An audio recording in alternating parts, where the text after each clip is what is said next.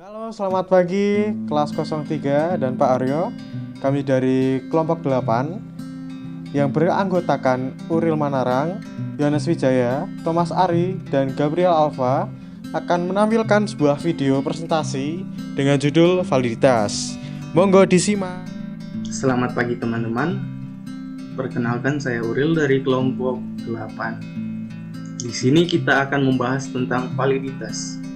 Saya sendiri akan menjelaskan pengertian dari validitas. Menurut Azwar, validitas adalah suatu ketepatan dan juga kecermatan dalam suatu alat ukur untuk melakukan fungsi ukurnya. Menurut Zainak Arifin, validitas adalah ketepatan instrumen yang dipakai untuk mengukur apa yang hendak diukur. Kalau menurut Grolund dan Lin, validitas adalah ketepatan interpretasi yang dibuat dari hasil pengukuran atau evaluasi. Sedangkan menurut Sujana, validitas adalah ketepatan alat penilai terhadap konsep yang dinilai sehingga betul-betul menilai apa yang harus dinilai. Dari keempat ahli di atas, kita dapat menyimpulkan bahwa validitas adalah suatu ketepatan yang dimiliki sebuah alat ukur untuk mengukur apa yang hendak diukur.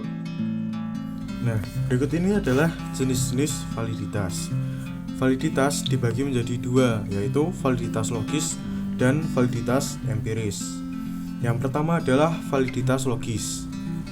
Mengandung kata logis berasal dari kata logika yang berarti penalaran. Dengan makna demikian, maka validitas logis untuk sebuah instrumen evaluasi merujuk pada kondisi sebuah instrumen yang memenuhi persyaratan valid berdasarkan hasil penalaran. Validitas ini terbagi menjadi dua, yaitu validitas isi dan validitas konstruksi. Dikatakan sebagai validitas isi kalau tes itu mengukur tujuan khusus tertentu yang sejajar dengan materi atau isi pelajaran yang diberikan. Validitas isi ini sering juga disebut sebagai validitas kurikuler. Dan yang kedua adalah dikatakan validitas konstruksi kalau soal yang ada memiliki nilai yang membangun tes tersebut.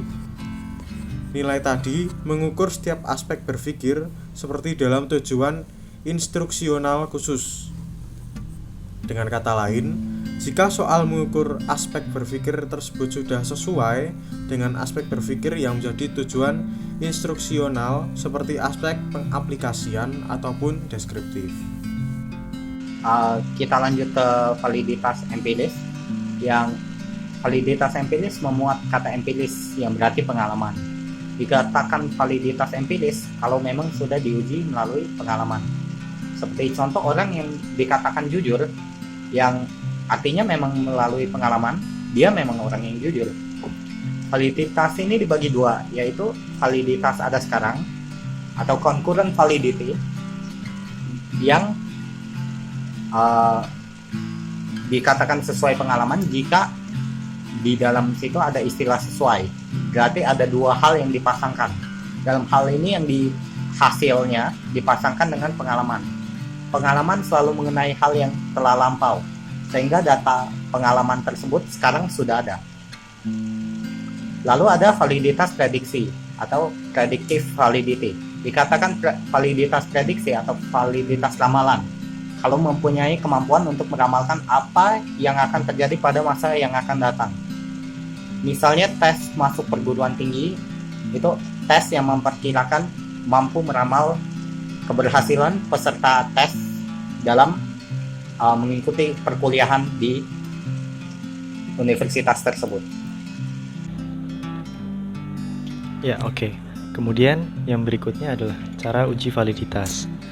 Cara mengukur validitas faktor adalah dengan cara menghubungkan atau mengkorelasikan antara skor faktor atau penjumlahan dari semua item dalam suatu faktor dengan skor total faktor atau total keseluruhan dari faktor.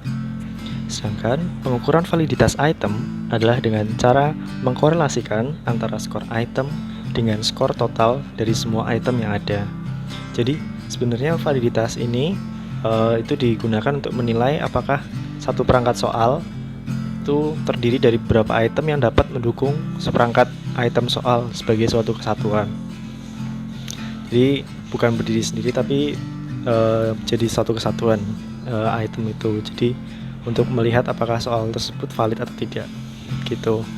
Kemudian yang selanjutnya adalah rumus uji validitas. Nah, ada beberapa teknik untuk menguji validitas.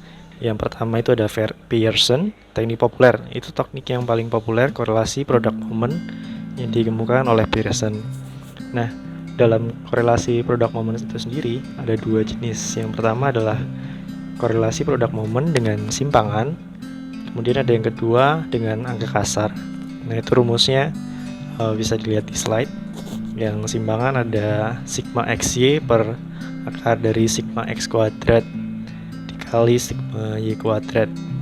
Kemudian yang angka kasar itu ada n sigma xy dikurangi sigma x dikali sigma y per akar dalam kurung n sigma x kuadrat min sigma x dalam kurung kuadrat, kemudian dikalikan lagi kurung buka n sigma y kuadrat dikurangi dalam kurung sigma y kuadrat kurung tutup. Itu dengan angka kasar begitu.